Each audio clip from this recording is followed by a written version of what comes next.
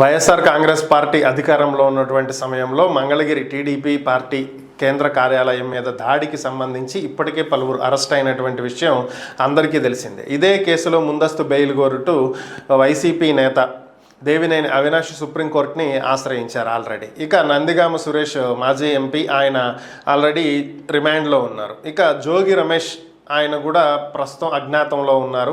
ఇక జోగి రమేష్కి అత్యంత సన్నిహితుడిగా భావించేటువంటి మరొక నిందితుడు A4గా ఉన్నటువంటి దుర్గా ప్రసాద్ ప్రస్తుతం కొద్దిసేపటి క్రితమే అరెస్ట్ అయినట్లుగా తెలుస్తుంది.